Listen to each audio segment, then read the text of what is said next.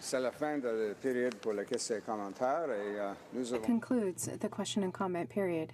We only have 2 minutes before the period for member statements. Therefore, we will start with that now. Member statements. The Honourable Member for Brampton Centre. Mr. Speaker, I stand in this House today to recognize the invaluable contribution to humanity as a volunteer by Mr. William Dale Virgin, a long-time resident in my riding of Brampton Centre. Born to Canadian parents and landowners of Missouri, Himalaya in India, pursued his studies in psychology and theology in Canada. We recently celebrated his Golden Jubilee wedding anniversary. He owns and works for a charity named South Asian Wellness Center. Annually, he travels to Ludhiana, Punjab, where he lectures at the CMC Christian Medical College. Queen Golden Jubilee Award recipient, Mr. Speaker, this is a magnificent example what is service beyond borders. Thank you, Mr. Speaker. The Honourable Member for Fort McMurray, Cold Lake. Mr. Speaker, 2018 marks the 50th anniversary of Portage College in my riding of Fort McMurray, Cold Lake. Over the years, Portage College's contributions to the community have been immeasurable, building success by delivering an exceptional learning experience from Aboriginal cultural arts, trades, and university transitional programs to a very active sports agenda.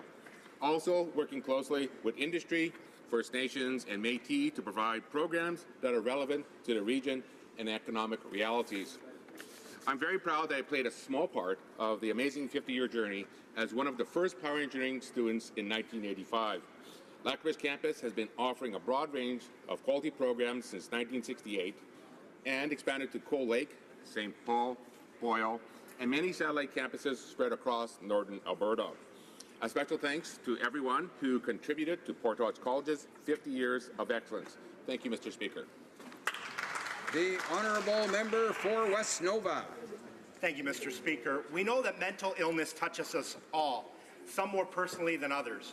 Taking care of our mental health starts from a young age, and teachers and counselors play an important role in the healthy development of our children and youth. I stand in the House today to recognize someone who has bravely shared her story of recovery from mental illness and has dedicated 7 years to the rural communities of Long and Briar Islands in my riding of West Nova. Julie Ketty is a teacher and school counselor where she supports youth living with mental illness. She is in Ottawa today with the Canadian Alliance on Mental Illness and Mental Health to raise awareness of their important task and the challenges ahead. Julie has been recognized as one of this year's Faces of Mental Illness, and I congratulate her for the courage to share her story and for her dedication to our communities and our youth. Thank you very much, Julie, and keep up the great job you're doing. The Honourable Member for Saint-Hyacinthe-Bagot. Mr. Speaker, I wish to pay tribute to the many farming women who have made our regions dynamic and supported our agriculture. In our riding, we have highly engaged farming women. I want to highlight the exceptional contribution of these women. I'm thinking of the members of the Montérégie-Est Farming Women's Federation under the leadership of Hélène Frappier-Campbell, of Raymond Plamondon, who was president of the Quebec Farming Women's Federation, of Janine Messier, her successor, who was appointed to the Council of the Status of Women, of Martine Bourgeois and Jacinthe Gilbert, who were named Farming Women of the Year, and Marie-Ange Lapointe, a pioneer. I also want to highlight the contribution of women recognized in the Hall of Fame, Monique Lecourt, Monique Lucie-Bessette, and Angèle Saint-Yves. Mr. Speaker, I hope that in the future we will see more and more women enter into the Hall of Fame to highlight the invaluable contribution of the exceptional women who support our agriculture. Member for Vancouver Quadra. Mr. Speaker, UBC has long fueled innovation and cutting-edge research in Vancouver Quadra. Today, representatives from Triumph, Canada's Particle Accelerator Centre, are in Ottawa sharing how their research is uncovering the secrets of the universe and driving our innovation economy. Meanwhile, the Michael Smith Laboratories, Genome BC, the Michael Smith Foundation for Health Research, and the Michael Smith Genome Sciences Centre are celebrating the 25th anniversary of Dr. Michael Smith's 1993 Nobel Prize in Chemistry. The late Dr. Smith is remembered as a great humanitarian, teacher, and scientist. His research opened the door to entirely new fields such as genetic engineering and synthetic biology, and has led to new treatments for diseases like cancer. Canadian researchers and universities are carrying on Dr. Smith's powerful legacy. I would like to thank the thousands of researchers at the Michael Smith Labs, Triumph, and across UBC for driving Canadian research excellence. The honourable member for Bow River. Thank you, Mr. Speaker. Sometimes people have noticed that I wear a different tie occasionally. Today I'm wearing the Brooks Bandits tie. It's hockey season in Canada. The NHL will be starting this week. But the Canadian Junior A Hockey League started weeks ago. It has 128 teams from coast to coast. It is the toughest league to win as a championship. 5 years ago, the Brooks Bandits won the championship. And in the past 5 years, they've been there to the championship 3 times. In 2019, the County Newell, the City of Brooks are hosting the Canadian Junior A Champions. And we welcome everybody to our community, and it's a cheer. Go, Bandits, go! The Honourable Member for Argenteuil, La Petite Nation. Thank you, Mr. Speaker. I want to highlight the performance of an exceptional athlete in my riding, Anne-Marie Gagnon, who is now #1 in Canada for shot put. Her devotion to her sport and her determination allowed her to finish her summer competition season with the title of Canadian champion, 5 medals, and 3 personal bests in hand. It's National Coaches Week, by the way. This is an opportunity to celebrate the huge positive impact of coaches on athletes. As a former coach, I know that it takes a great deal of effort, courage, and determination for many years to achieve this level and to succeed. I would like to congratulate Anne-Marie for her incredible results. Surpassing oneself, passion for sport, and determination are essential to achieve one's goals. Anne-Marie is an example for us all. Thank you for being a source of inspiration. Thank you, Mr. Speaker. Member for St. John Rothsay. Mr. Speaker, today I rise to inform this House about an incredible accomplishment on the part of a tremendous young woman from my riding of St. John Rothsay. Last month, the St. John Golden Clubs Amateur Boxing Club's own Charlie Kavanagh became the 2018 Youth Female 69-kilogram champion of the world after defeating her Russian opponent in the weight class final at the Youth World Boxing Championships in Budapest, Hungary. In addition to this incredible victory, she was also named the best youth female boxer of the championship, making her the top youth female boxer in the world. Last month, I was proud to host a barbecue in her honor, which was attended by hundreds and kicked off a GoFundMe campaign to support Charlie's preparation for the 2020 Olympic Games in Tokyo. Now I ask all of my colleagues to join me in congratulating our world champion and future Olympic gold medalist and her incredible coach, Joe Blanchard, on behalf of all Canadians. Go, Charlie, go. Go, Charlie. The honourable member for Wellington, Halton Hills. Mr. Speaker, Dr. Donna Strickland has just won the Nobel Prize in Physics. Born and raised in Guelph, Ontario, in Wellington County, she went to a local high school, the Guelph Collegiate Vocational Institute. She went on to earn an engineering degree from McMaster University and a PhD from the University of Rochester. Currently, she's professor of physics at the University of Waterloo. Donna Strickland is the first Canadian woman to win the Nobel Prize in Physics. She joins Marie Curie and Marie Goeppert-Mayer as one of only 3 women in history to win this prize. I hope the young girls of today look to this remarkable Canadian woman and pursue their dreams, whether it's in science, technology, engineering, or math. I know all members of this House will join me in congratulating Dr. Strickland on winning this year's Nobel Prize in Physics. Hear, hear.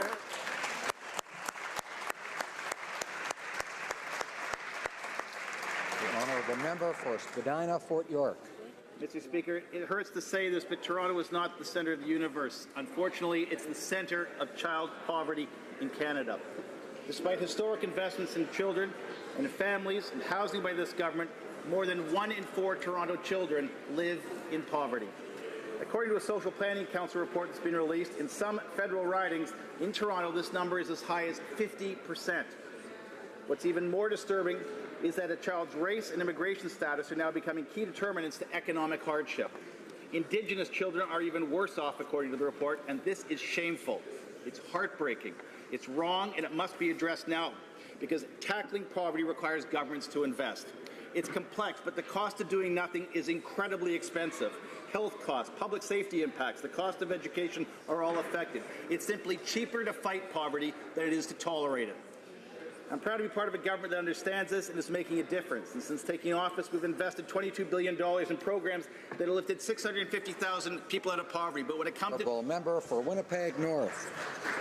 Yes, Mr. Speaker, this week is Mental Illness Awareness Week. There are a lot of people who aren't aware of mental health issues, and it's really important for people to join the conversation. Shania Pruden from Winnipeg made that statement recently, and I and the Government of Canada agree with her. The Canadian Alliance on Mental Illness and Mental Health has recognized Shania Pruden as one of the 5 faces of mental illness as a person who can inspire. Shania Pruden is 21 years old. She is an Indigenous rights activist, blogger, youth motivational speaker, and a youth director for the Bear Clan Patrol. In 2014, she lost her sister, Emerald, to suicide. As you can imagine, this was a difficult time for Shania, who lives with the OCD and depression. Shania now lives in recovery and is inspired to keep her sister's legacy alive. Shania is in Ottawa today advocating for accessible mental health services. Thank you, Shania, for your courage and sharing your story. You are an inspiration to many.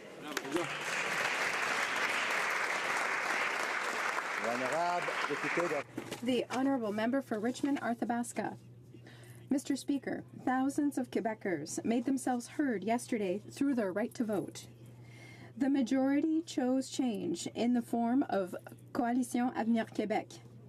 For the first time in more than 50 years, Quebec will be governed by a political entity other than the Liberal Party or the Parti Québécois.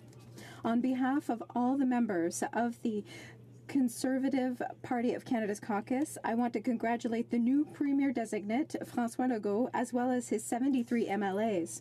Our caucus would also like to congratulate members of all political stripes who were elected or re-elected and will sit at the National Assembly, as well as to thank all candidates who campaigned on behalf of our democracy.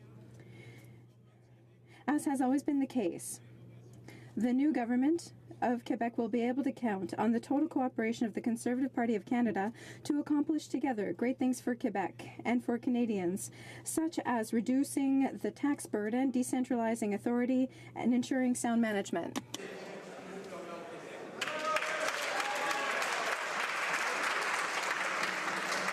L'honorable député de Montarville.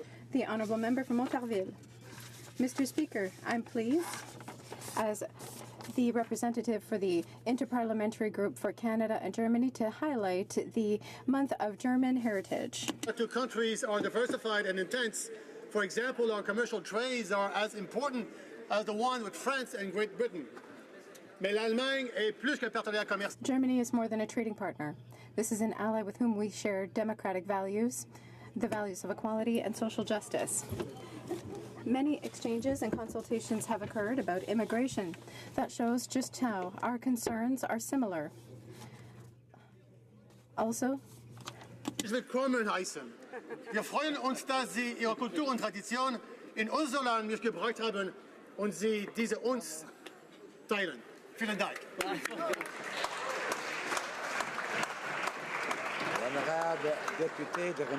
The Honourable Member for Rimouski-Neigette, Témiscouata-les-Basques. Today, I want to pay tribute to Ms. Carmen Gobet, the municipality of Esprit Saint, who just retired as a rural area postal worker. Nothing exceptional, you might say, except that she started her career on March 8th, 1951, which makes her a senior member of employees of the Canada Post Society staff, because she has 67 years of good and loyal services. Imagine the rigorous winters of her first years of work, where mail was delivered in a horse-drawn carriage. A few years later, they were replaced by a snowmobile and eventually a car. Regardless of the means of transportation, she has always demonstrated her steadiness, her reliability, and her devotion to her community. Still dynamic at 88 years old, I'm going to pay tribute to this citizen on Sunday, and I will be saying good things about a formidable mother, a devoted grandmother, and an exceptional great-grandmother. Thank you, Mr. Speaker. The honourable member for Prince George, Peace River, Northern Rockies. Thank you, Mr. Speaker. And after many years of heavy lifting by our previous Prime Minister, us and our local communities, LNG Canada gave the green light to their project in Kitimat. It's the largest private investment in Canada's history at $40 billion, including a $6.2 billion coastal GasLink pipeline. It involves 10,000 construction jobs. And Mr. Speaker, those are real people attached to those jobs, and just under 1,000 direct full-time jobs after the project's completed. $22 billion in provincial revenue, plus its impact to our global pollutions by reducing the reliance on emitters that use higher amounts of emissions. It's a great day for northern eastern BC, Canada. Go LNG, go. Hear, hear.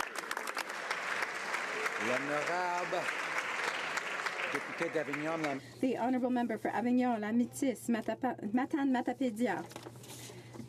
Today, I want to congratulate all Quebecers who exercised their right to vote yesterday. Yesterday, we saw democracy at work, and I want to congratulate all the members who were elected, as well as François Legault, who will be Premier of Quebec. Our government is looking forward to working with the new government to move forward Quebec's interests.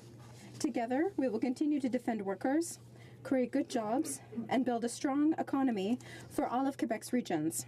Mr. Speaker, I want to congratulate the candidates of all political parties for their commitment towards our citizenry and our democracy. I would also like to highlight the work of volunteers of all parties, as well as the election workers, for their devotion and for their efforts. Thank you, Mr. Speaker.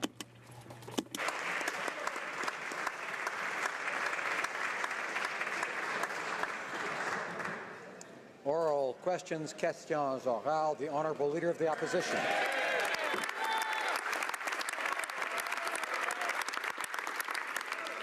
Mr. Speaker, Terry Lynn McClintock was not convicted of bad practices, as the Minister of Public Safety would suggest. She was convicted of the most heinous crimes imaginable. A few months ago, she was in a facility that had fences and bars and locks. Now she is in a healing lodge where she has a kitchenette, a living room, and where there are other children present. Now, I know the minister will try to confuse Canadians with designations, but the fact remains that she was in a facility that looked like a prison, and now she is in a healing lodge. Will the minister reverse this decision, and will they apologize for calling these crimes bad? The Honourable Minister of Public Safety. Mr. Speaker, Tory Stafford's brutal death in 2009 was a horrible, gut-wrenching crime for her family, but for the whole country too. The killer, McClintock, was reclassified as medium security in 2014. The government of that day did not challenge that decision. In fact, McClintock remains in a medium security correctional facility today. I've asked the Commissioner of Corrections to review every dimension of this case to ensure that proper process was followed, and also to determine whether the policies applicable are the correct ones or do they need to be changed. Honourable Leader of the Opposition. Well, Mr. Speaker, Canadians don't want a review, they want action, and they want this government to make this right. When the Prime Minister volunteered to have Canada be part of the renegotiations of NAFTA, he promised that he would come back with an improved deal. Now, we know what the government has given up. They've backed down on pharmaceuticals, meaning that Canadian patients will have to pay more so that U.S. companies can make bigger profits. But we're looking for where the gains are. Can the minister confirm that she has gained on removing tariffs on softwood lumber? Honourable Minister of Foreign Affairs. The most important gain from this agreement is retaining our access to the U.S. market, and Canadians understand that. But NAFTA, the new trade agreement, is significantly better than NAFTA 1.0 in important ways. We have gotten rid of investor-state dispute settlement, which allowed U.S. companies to sue the government of Canada for hundreds of millions of dollars. The energy ratchet clause that restricted our sovereignty is gone. Honourable Leader of the Opposition. Mr. Speaker, they would like Canadians to believe that this is somehow NAFTA 2.0. In reality, this is NAFTA 0.5. They've made so many concessions on key areas. They've backed down on pharmaceuticals. They've backed down on dairy. In fact, they gave away so much that Donald Trump's key economic advisor, Larry Kudlow, said, quote, Canada gave graciously. Now, after giving so much graciously, did the minister get anything on the softwood lumber tariffs, on Buy American, or on steel and aluminum tariffs? The Honourable Minister of Foreign Affairs. Well, Mr. Speaker, I didn't hear too many gracious words about our chief negotiator. And I think that Canadians should listen to a Conservative who actually knows what he's talking about when it comes to trade. Prime Minister Brian Mulroney said yesterday, and I quote, "This agreement is a highly significant achievement for Canada. Canada appears to have achieved most, if not all, of its important objectives in this lengthy and challenging set of negotiations." Excellent. I couldn't have said it better.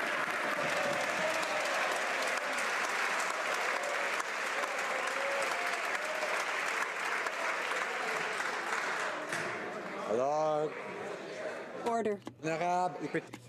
The Honourable Member for Richmond North Athabasca. Mr. Speaker,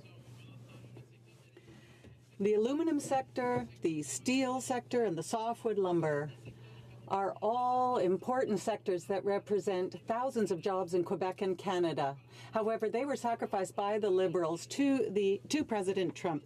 The Prime Minister even accepted a clause that limits international exports simply to please Donald Trump. We know what the concessions are. What we do want to know are what the real new gains that the Liberal government has made. We've looked and we can't find them.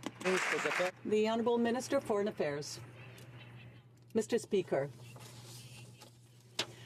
there seems to be a newfound kind of courage on the part of the Conservatives. Last year, Stephen Harper and the Conservatives were telling us, asking us to capitulate and take any agreement, regardless of what the price would be to pay. But thanks to our patience and our negotiating skills, we obtained a good agreement for Canada. The Honourable Member for Richmond Athabasca. Mr. Speaker, that's unbelievable. This government doesn't seem to understand that it's the one that's supposed to stand up for our economy. Now, we know what the concessions were to get to a deal with the U.S. and Mexico. Continuing 25% tariffs on steel and 10% on aluminum, continuing the status quo on the softwood lumber, and major concessions in the dairy sector by opening up our market by 3.59%. The Prime Minister is boasting about signing a good agreement. But what is new in this agreement that wasn't there in the previous agreement that the Conservatives signed? The Honourable Minister of Foreign Affairs. Well, there are many new things. We got rid of the old NAFTA that was affecting our sovereignty and that was limiting us. We also got rid of the investor-state dispute resolution that was costing more than $300 million.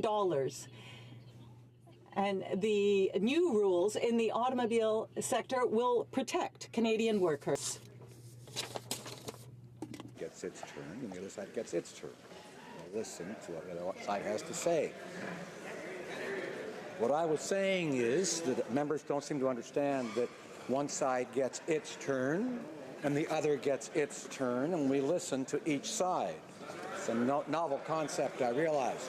The Honourable Member for Rimouski-Nejet-Témiscouata-Les-Basques. Yesterday, the Prime Minister stood and said that he had secured supply management. Yet a first breach was opened up under the European Trade Agreement, a second breach was opened up with the TPP, and a third one has just been opened up under this new agreement. Under these three agreements, more than 10% of the Canadian dairy market has been given up for the benefit of foreign producers. Is that what securing supply management means? The Liberals had the opportunity to stand up for Canada and for dairy farmers. Why did they cave? The Honourable Minister. Mr. Speaker, we fully support our dairy farmers, their families, and their communities. This Liberal government created supply management, and this Liberal government is preserving it. Under this agreement, there will be access to the market, but most importantly, the future of supply management has not been jeopardized. We will always support our agricultural producers and our dairy producers. The Honourable Member for Rimouski-Nejet-Témiscouata-Les-Basques. Well, Mr. Speaker, I think they don't know what supply management means, because not only did they cave to the United States, but they even gave them a little something extra, eliminating Class 7 pricing. The United States now will be able to export to this country unlimited amounts of dye-filtered milk, on top of increasing their market share for regular milk. Canada has just said to the United States, well, you can circumvent our supply management system, you can continue subsidizing your own agricultural sector, and you can dump your surplus here. And that's what defending our agricultural producers is? Why did the Liberals cave? The Honourable Minister of Foreign Affairs. Mr. Speaker, our government has worked very hard to stand up for the interests of Canadians. Our government has defended our supply management sector despite the attempts of the United States to see it dismantled. We are the party that created supply management in the first place, and we are the party that is going to defend it. I want to underscore the fact that dairy farmers will be compensated. Mr. Speaker, the devil's in the details, and now we learn about an astonishing new clause in the USMCA. Part of Canada's concessions in this deal was to include language that holds Canada hostage to the Americans if we decide to trade with another country. No wonder the Minister of Foreign Affairs tried to downplay questions about this yesterday. Experts have called this concession a severe restriction on Canadian independence and capability, and that the Americans are trying to control our trade. Why did the Liberals give the go-ahead for the U.S. to pull us into their trade wars? The Honourable Minister of Foreign Affairs. Mr. Speaker, I do want to start by thanking the member for Essex for her collaboration in our work on trade. She is a really great partner. Trade diversification is an extremely important part of growing the Canadian economy, and we're going to continue to increase our trade around the world. In fact, it's our government that concluded CETA and the CPTPP. NAFTA as an agreement has always had a way for parties to leave, and that's essential. But let me be clear, Canada retains full sovereignty and complete control over our trade relations. Honourable Member for Essex. I promise if the government was listening, we wouldn't have signed this deal. Remember when the Prime Minister stood in Hamilton and said Liberals would have the backs of Canadian steelworkers? Where I come from, having your back does not mean signing a deal that could sell out 6,000 Canadian jobs. Sacrifices made in the USMCA will hurt our steel and aluminum workers, and the Liberals failed to get any assurances that the US would lift steel and aluminum tariffs before they signed the deal. Mr. Speaker, do you know who the middle class is?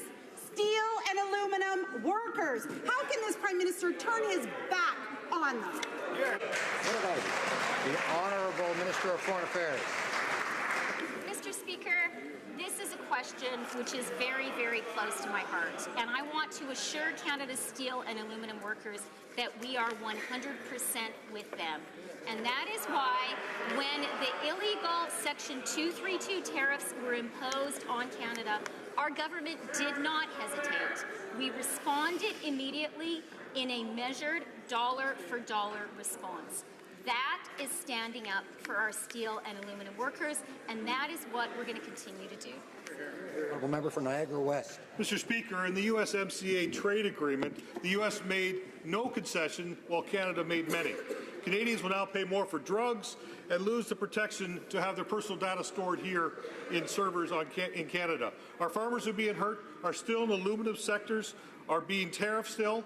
The softwood lumber tariffs seem permanent. If that wasn't enough, the Liberals gave Donald Trump a veto over our trade policies. Mr. Speaker, will the minister tell us when exactly steel and aluminum tariffs will be removed? Honourable Minister of Foreign Affairs. You know, Mr. Speaker, I guess the members opposite were shouting so much they didn't hear me when I talked about the improvements we've made. So let me go through it again. We have removed ISDS, which has allowed U.S. companies to sue our country and has cost us hundreds of millions of dollars. We have removed the energy ratchet clause, which hugely restricted Canadian sovereignty. We have tremendously improved the environment and labor chapters, and the rules of origin in the auto sector will be a great advantage for high-wage Canadian workers. The honourable member for Louis Saint Laurent. Mr. Speaker, the main economic advisor to Trump said that Canada has given generously. Yes, unfortunately, that's true, Mr. Speaker. Canada has given generously. Now we have quotas for cars. Our drugs will be more expensive because of the lack of action on the part of the government. But there's something else. Could the Minister of Foreign Affairs reassure steel workers and tell us whether or not those tariffs on steel still stand? The Honourable Minister of Foreign Affairs. Mr. Speaker, I would prefer to listen to a Conservative who really knows what he's talking about. As the original NAFTA negotiator said, this is a very important deal for Canada, and it will benefit Canadians and all three countries. Canadians seem to have met all the goals that it set, and he's right. The Honourable Member for Louis Saint Laurent. Mr. Speaker, I know what I'm talking about. And when I'm talking about Quebec and Canada's economy, especially in Quebec, I know that steel is important. I know that aluminum is important. I know that softwood lumber is important in Quebec.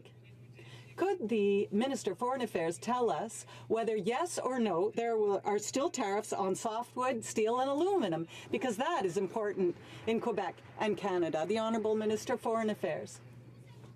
Mr. Speaker, we have negotiated a deal that protects Canadian jobs and creates new jobs for the middle class. It prefers the dispute resolution mechanism. It protects supply management as well as our car workers. If we had capitulated when Stephen Harper wanted us to a year ago, we wouldn't have any of that. Alone. Order. The honourable member for Carleton. Well, the champagne is flowing at the Trump Tower today, Mr. Speaker. Larry Kudlow, Trump's economic advisor, said, and I quote, "Canada gave very graciously, and Trump gave nothing back in return that we didn't already have. In fact, we now have higher drug prices so American companies can make more. The Prime Minister backed down on dairy without getting a single concession on American protectionism and subsidies. They gave Trump a veto power over our other trade deals and capped our auto sector growth. Why did they give so much in exchange for so little?" Honourable Minister of Foreign Affairs. Mr. Speaker, the hypocrisy on the other side of the aisle is astonishing to me. Before we got this deal, what we were hearing from the Conservatives is that we needed to start surrendering as quickly as possible. What we were hearing was a criticism of our view, which was that no deal is better than a bad deal. Well, Mr. Speaker, we stood firm and we got a good deal for Canada.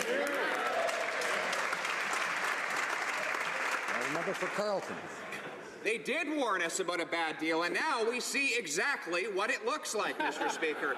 They got absolutely nothing that we didn't already have. We now have higher drug prices to profit American drug companies. Big concessions on dairy without any concessions from American agricultural producers. A Trump veto power on future Canadian trade deals. And a cap on the future growth of our auto sector, Mr. Speaker. Why did they capitulate so much in order to gain so little? Honourable Minister of Foreign Affairs. You know, it is a bit rich rich, Mr. Speaker, to hear from the member of the other side of the aisle lectures on the dangers of capitulation. Our government is the one that in the face of hesitation, anxiety, hand-wringing from the other side of the aisle, we are the government that stood firm, that was resolute in defense of the Canadian national interest, and that's why we got a good deal. The honourable member for Carleton. Well, they resolutely backed down.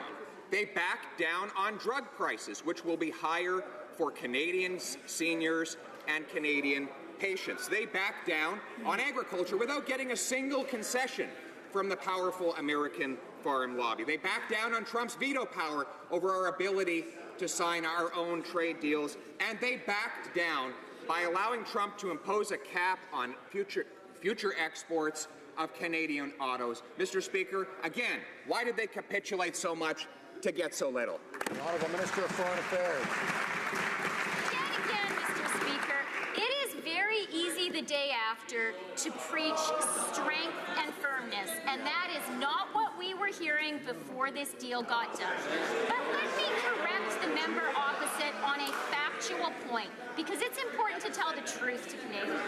There is, of course, no cap, no quota on Canadian auto and car part exports to the United States. And that's why the share prices of Canadian car part companies soared on Monday. Order. I'm having trouble hearing from time to time, and I remind members that they're going to hear things that they don't like sometimes, and in fact we want that in a democracy. But we have to listen in spite of it. The Honourable Member for Salaberry-sur-Roi. Eric and Jennifer Simpson, two young owners of a dairy farm in Rockburn in my riding, told me that since 2004, under the various trade agreements and now with diafiltered American milk, they have lost 15% of their business. And they're worrying that they'll have to shut down their farm under the TPP and the new NAFTA. Do the Liberals realize that young people who are interested in agriculture are discouraged to see this government caving in rather than standing up for supply management? Do we have to wait for our rural areas to empty out before this government stands up for our dairy farmers? The Honourable Minister of Foreign Affairs. Mr. Speaker, we fully support our dairy farmers, their families, and their communities. It is a Liberal government that established supply management, and it is a Liberal government that is preserving that system. Under this agreement, there will be access to the market. However, the most important point is that the future of supply management has not been jeopardized, and I want to underscore the fact that dairy farmers will be fully compensated. Cowichan, Malahat, Langford. Mr. Speaker, this morning at the Agriculture Committee, I heard about the detrimental effects these trade deals are having on the mental health of farmers in our supply managed sectors. The Liberals have now given up 10% of our market, putting Canadian producers under significant pressure and leaving Canadians worried about the quality and safety of products that will cross over our border. Farmers and the high-quality food they produce for Canadians are not bargaining chips. Why did this Prime Minister make concessions at the expense of food safety and quality Canadian products? Minister of Foreign Affairs. Mr. Speaker, let me be very clear. We fully support our dairy producers, their families, and their communities. After all, it was a Liberal government that created supply management, and it's a Liberal government that is preserving supply management. This agreement will provide some market access, but the most important thing and what we achieved was to preserve the future of supply management, which the U.S. had sought to dismantle. And I want to emphasize that dairy producers will be fully and fairly compensated. Honourable Member for Milton.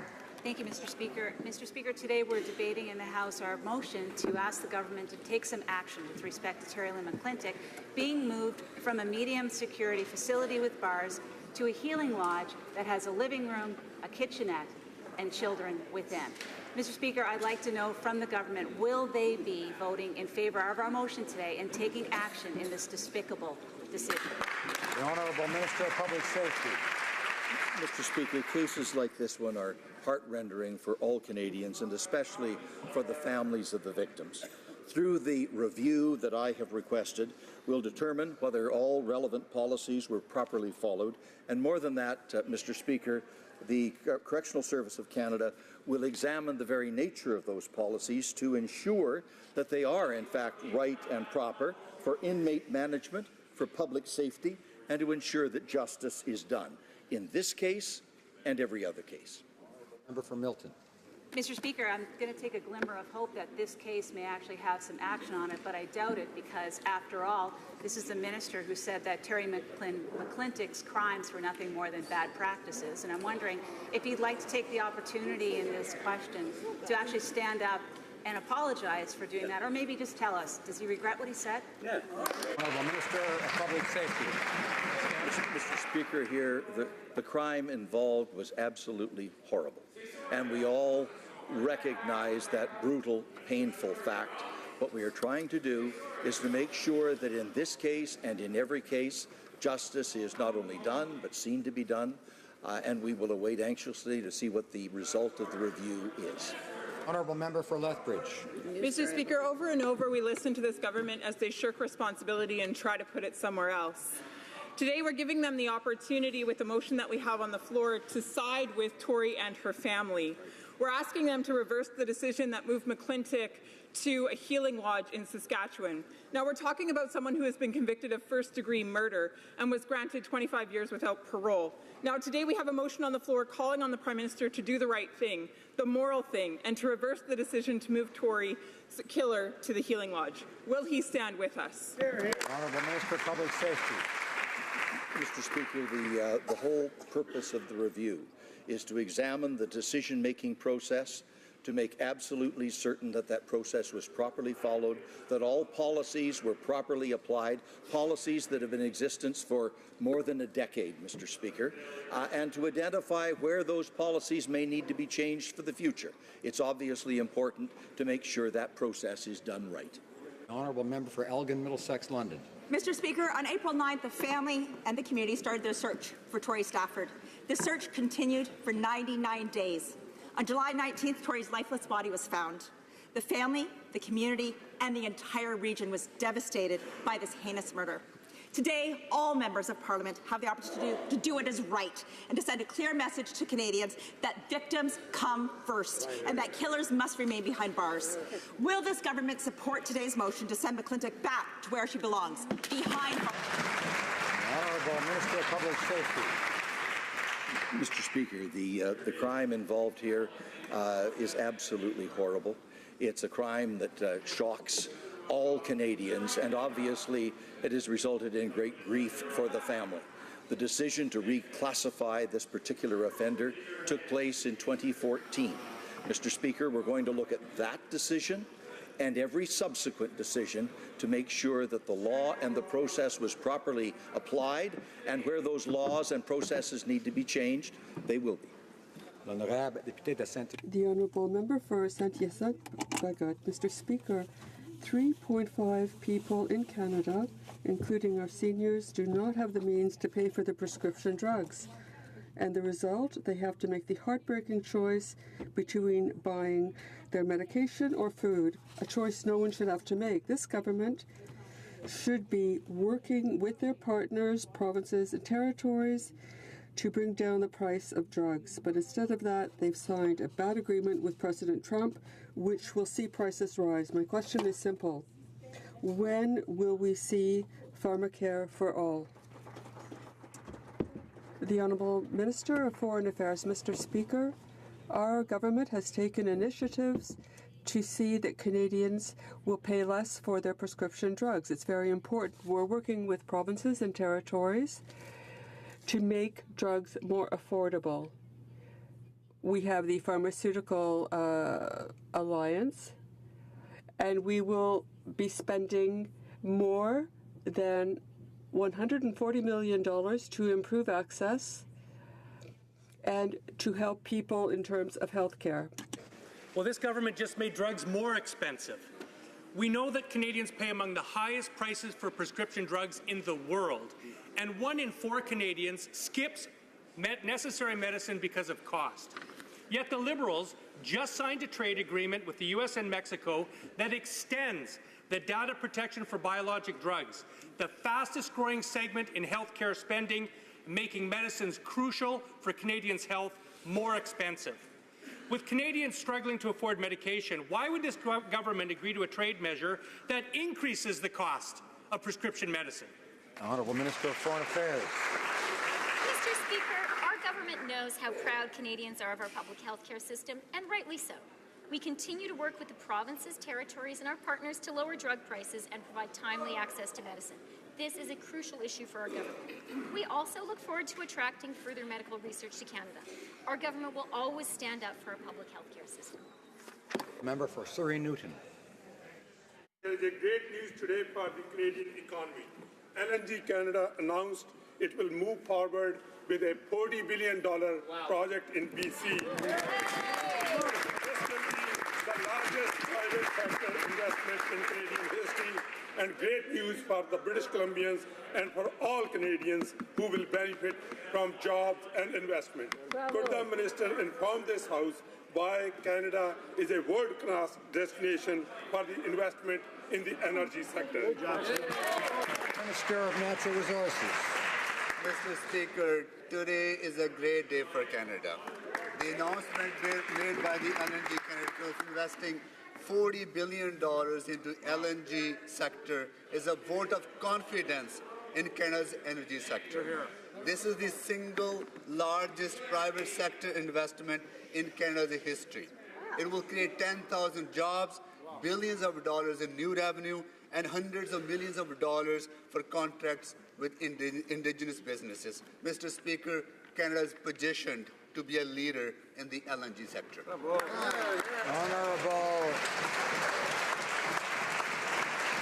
Honourable member for Parry Sound Muskoka. Speaker, upon hearing the outrage of Canadians, Conservatives have introduced a motion today calling on the Liberal government to put 8-year-old Tory Stafford's killer, Terry Lynn McClintic, back behind bars. Yesterday, the Ontario legislature, including Liberal and NDP MPPs, passed a motion calling on the Prime Minister to put McClintic back where she deserves to be. Will the Public Safety Minister and the Prime Minister also hear the calls of outraged Canadians, support our motion, and reverse this disgraceful transfer? Honourable Minister of Public Safety. Mr. Speaker, we are examining all of the facts and all of the policies and processes involved. It is important to note that the Lodge is both a medium and a minimum security facility. It has not had an escape in at least 10 years. All women's institutions are multiple levels of security, not just one. Grand Valley, for example, has all three. They all provide mother-child programs. There has never been a negative incident. They all handle a range of offenders, including the most serious.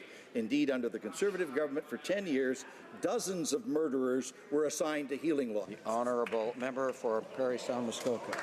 That's not good enough, Mr. Speaker. And indeed, this week, Police Chief Bill Renton, who oversaw the massive OPP manhunt for Tory Stafford's murders, publicly denounced the transfer of her killer, Terry Lynn McClintic, to a healing lodge, and Chief Renton said he was echoing the concerns of Canadians who are outraged by the Liberals' inaction to put Tory's killer back behind bars. Will the Liberals finally do the right thing and support our Conservative motion and immediately put McClintic back where she belongs? Minister of Public Safety. Mr. Speaker, a few days ago, the former lawyer for Stephen Harper, Benjamin Perrin, said this. He said, quote, "I'm concerned with politicians being the ones who decide how any particular individual offender is treated." That's a quote, Mr. Speaker. That was the same concern that was expressed by the Department of Justice. It's also the same concern expressed by the former Conservative member, the member for Bellechasse-Lechemin-Lévis, who was the Minister of Public Safety, Mr. Speaker. That is why we are conducting the review, to get all of the facts and all of the processes. The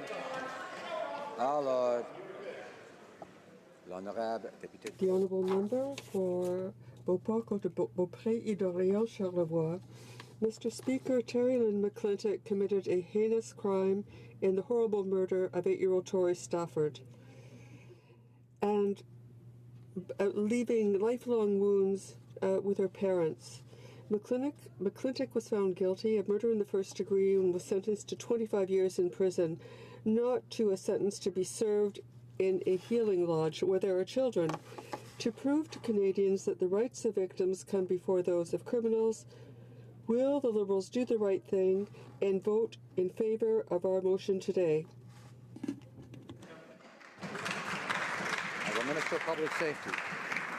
Mr. Speaker, just to add some information for the honourable member, she would like to know, I'm sure, that there is a mother-child program at Grand Valley where McClintock was previously serving her sentence, and as a matter of fact, there is a mother-child program in every women's facility in this country, all of them together.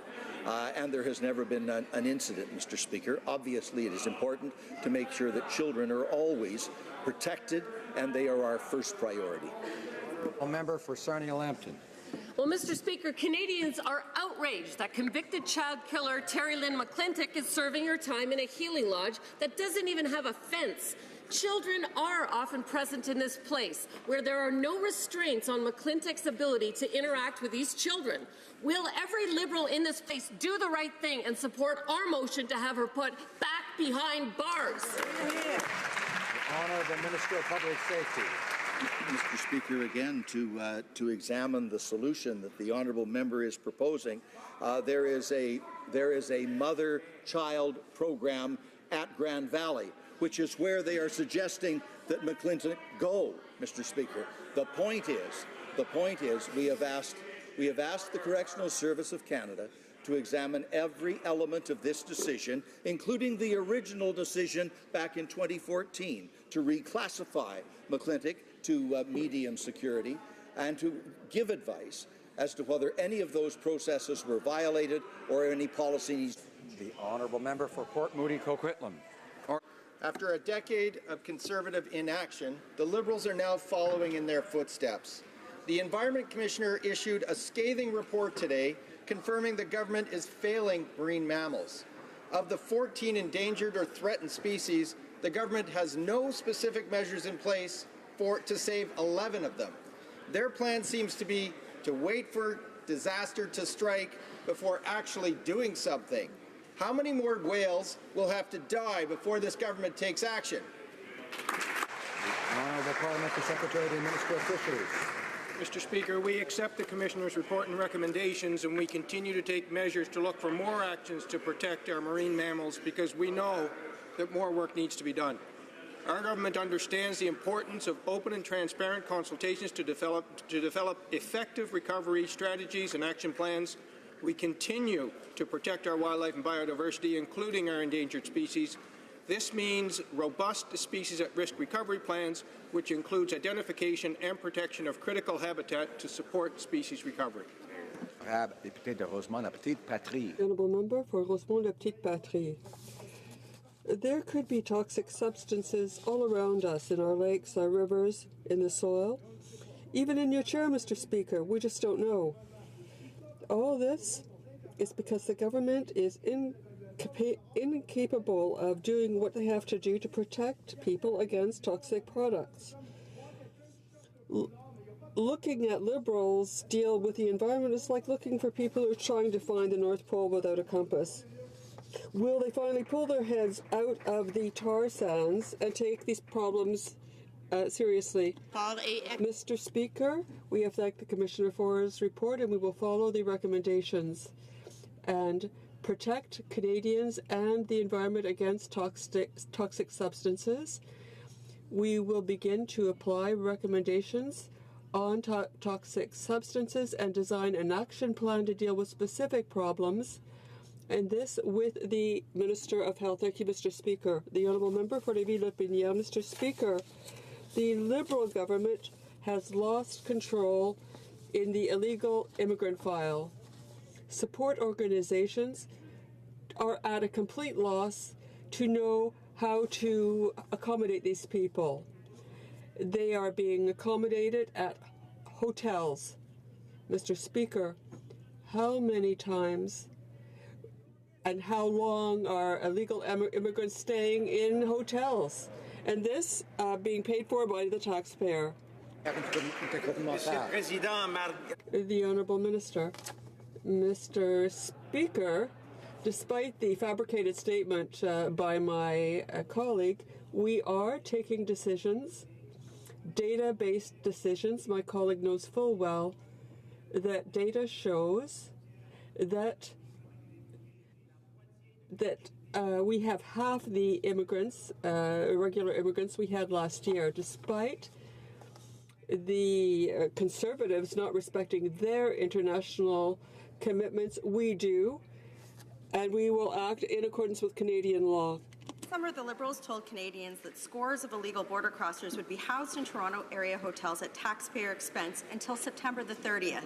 It's October the 2nd. They're still in hotels with more on the way, and the Liberals still won't tell Canadians how many illegal border crossers are currently in hotels, how long they will be there, how many more they expect, and what the total cost will be. So I'll ask again, how many are in hotels? How many more do they expect? How long will they be there? And what's the total cost? Well, Minister of Border Security.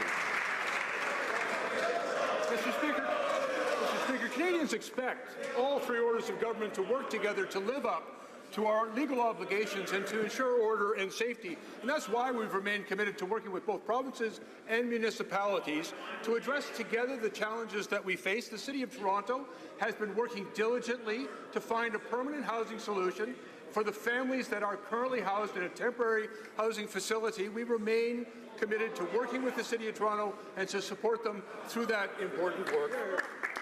Honourable Member for Calgary-Nose Hill. Mr. Speaker, it is completely ridiculous to put people up in hotels in taxpayer expense who, by the Liberals' own admissions, likely don't have valid asylum claims for years because of the hearing backlogs created by the Prime Minister's own bad practices. This is not fair to anyone, especially Canadian taxpayers who are struggling to make ends meet, whose paychecks are going to cover these hotel bills. Why should Canadians continue to pay for hotel rooms for people who have reached the safety of upstate New York and illegally entered our country? Minister of Border Security. Mr. Speaker, the City of Toronto has for over a decade used temporary shelter in rental accommodation at hotels in order to deal with a surplus of people requiring temporary shelter. And it is through the City of Toronto that solution was actually acquired. Mr. Speaker, we have remained committed to supporting the City of Toronto in their diligent work to find a more permanent housing solution for these individuals, and we are working very closely. I've had a recent conversation with Minister MacLeod in Ontario as we work together with the Province of Ontario and the City of Toronto to address this concern. The Honourable Member for Shefford. Mr. Speaker, the USMCA was concluded yesterday, and we've seen that our government honoured its commitment to maintain the cultural exemption. Mr. Speaker, after the Conservatives pushing us to accept just any agreement, I am proud to see that our government has come up with a good agreement. Can the Heritage Minister explain to us what this means for our artists and creators? The Honourable Minister. Excellent question, Mr. Speaker. We are protecting our identity and what we are. This was what it means to protect our cultural exemption. Mr. Speaker, this is why we work so hard to maintain this exemption, and we're going to continue to support our culture at home, across the world, and we are going to be protecting our culture in all ways and aspects. That's what we intended to do, and that's what we did. The Honourable Member for Brantford-Brant. Mr. Speaker, yesterday we learned the Liberals are excluding ill and injured veterans from its job placement program. The minister claimed it wasn't true, but internal briefing notes from his own department clearly state otherwise. They said that the new program is meant to support veterans, quote, who leave the Canadian Armed Forces for reasons other than illness or injury. Why are ill and injured veterans being blocked from receiving this benefit. The Minister of Veterans Affairs. The health and well-being of veterans in their post-military lives is very important to us, and gainful employment and a sense of purpose can ease the stress that veterans and their families feel during the transition from military to civilian life. Both healthy and ill or injured veterans have access to the Career Transition Program. Ill or injured veterans also have access to comprehensive rehabilitation programs designed to help them get better. The Conservatives had years to change a program they knew wasn't working, so when they didn't, we did. The member for Toronto Danforth. It's funny. Yesterday was National Seniors Day. By sharing conversations and ideas with seniors, we want to thank them for the contribution they have made to our country. What has our government done since the beginning of our mandate to support our seniors and to recognize their contributions? Great question, great question. Now the Minister of Seniors. Mr. Speaker, I want to thank the member for Toronto Danforth for her question. Our government is working hard for seniors since Election Day. For the OAS and the GIS from 67 to 65, prevented 100,000 seniors from going into poverty. The increase in the GIS supplement for the most needy seniors has helped 900,000 seniors. And Mr. Speaker, I'd like to take this opportunity to thank the National Seniors Council for their great work. I welcome them to Ottawa, and I look forward to working with them and all parliamentarians for our seniors.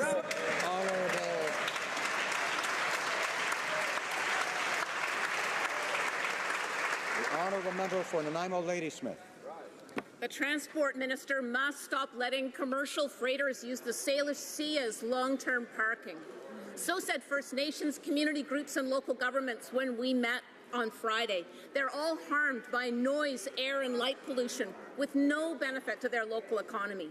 Freighters threaten coastal ecology, from glass sponge reefs to great blue herons to endangered orcas. And moving risk from one town to another is not helping. When will the Liberals protect coastal communities and fix bulk anchorage damages? Honourable Minister of Transport.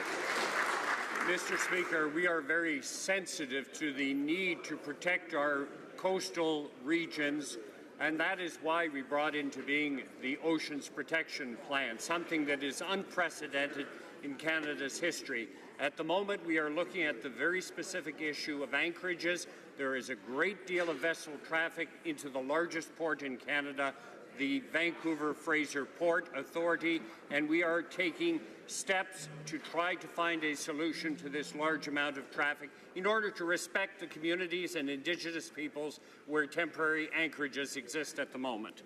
Honourable member for Simcoe Grey. Mr. Speaker, yesterday I asked the Veterans Minister about Mario Bonifacio, a 79-year-old veteran suffering from a debilitating neck injury. Incredibly, the minister said I should bring this to his further attention. Mr. Speaker, on June 4th, I wrote the minister, and last week in this chamber, I handed him additional documents, including a privacy release signed by the veteran himself. This release allows the minister to say what work he has done for the veteran and not hide behind his usual privacy excuse. When will the minister take this case seriously and get Mr. Bonifacio what he deserves? The Honourable Minister of Veterans Affairs. Mr. Speaker, let me inform the honourable member that privacy for this government is not an excuse, it is a responsibility, and it is a responsibility that we take very seriously. We have looked into this case. I'm happy to discuss it with the member outside of this chamber. It is a private member, and privacy is a responsibility. Thank you, Mr. Speaker. Deputy Domenico-Agan. The Honourable Member for Minico-Agan. Mr. Speaker, yesterday Quebecers chose a new government. Despite this change, there is the solid consensus that Ottawa is abandoning our dairy sector. All elected candidates and all parties who will sit in the National Assembly have denounced the new free trade agreement. Once again, we see that the vital interests of the Quebec nation are not defended by the Liberal regime. Why is the federal government, why has it once again used Quebec as chump change in its trade negotiations? The Honourable Minister of Foreign Affairs, Mr. Speaker, the cultural exemption is very important for all Canadians, but above all for Quebec. We have maintained the cultural exemption, and I'm very proud of this. Chapter 19 is very important for all Canadians, but also, especially for Quebec, and for softwood sector, and we will maintain this. The Honourable Member for Pierre-Boucher des Patriotes Berchère. Mr. Speaker, the government keeps saying it has protected supply management, but everyone knows this is false. Even Canada's most faithful ally, Philippe Couillard, said that the agreement was very bad for Quebec. And it doesn't stop there. There's also diafiltered milk. The problem has been dealt with, but the Liberals have gone and taken apart everything by a back door. It's not just breach in supply management, it's complete destabilization of the system. Why has the government gone back on its word? Why has it abandoned our dairy producers? The Honourable Minister, Mr. Speaker, the preceding question was on Quebec and the agreement, but I will be happy to talk about supply management. We will be protecting dairy farmers and their families. It was a Liberal government that created supply management, and we will maintain it. And I want to emphasize once more that all dairy producers will get just compensation. Thank you, Mr. Speaker. My question is for the Minister of Intergovernmental and Northern Affairs. The Minister is aware of the request to fund the feasibility study for the Kivalliq Hydro Fiber Link. It's my understanding that a portion of this funding has or will be approved shortly. This Inuit to Crown project is critical and supported by all mayors of the Kivalliq region. It will provide the region with a green source of energy and help Nunavut in their quest to build a sustainable economy. Will the Minister commit, as he did to stakeholders, to finding the remaining funding for this important study, which would lead to transformative change for Nunavut? Thank you, Mr. Speaker. Honourable Minister of Economic Development. Mr. Speaker, I'd like to thank the member for his question. As he mentioned and highlighted the importance of economic development, I want to take this opportunity to underscore that our government is absolutely committed to supporting the regions. That's why, since we formed government, $750 million has been invested in all the regions through the regional development agencies. Specifically to the question that the member opposite asked, we recognize the potential value and benefits that this feasibility study and potential future project could unlock for the Kivalliq region of Nunavut. And that's why, through NOR officials, are working on this. And I also want to highlight the fact that we'll get results. Comme il est 15h05. It is 3:05. Pursuant to the order, the relevant standing order, the House will now proceed to the taking of deferred recorded divisions on Mrs. Benson's motions regarding supply. Call in the members.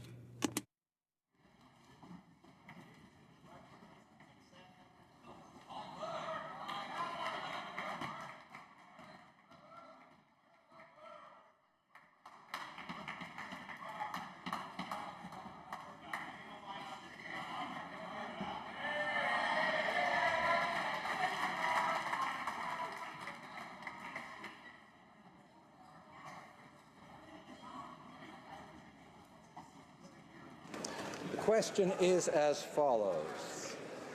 Ms. Benson, seconded by Madame Boutin-Smith, moved that given that a housing crisis is raging in Canada and that 90% of the funding for the government's national housing strategy, shall I dispense? No. Will only flow after the next election, and that much of the funding depends on collaboration with provincial government and the private sector. The House call on the government to A, recognize the right to housing as a human right, and B, bring forward 50% of the strategy's funding before the next election to invest in 1, housing for Indigenous communities, 2, the construction of new affordable housing, new social housing units and new co-op units, 3, a plan to end homelessness, 4, the renovation of existing social housing and old housing stock, 5, the expansion of rent supplements, 6, the administration of programs that meet the special needs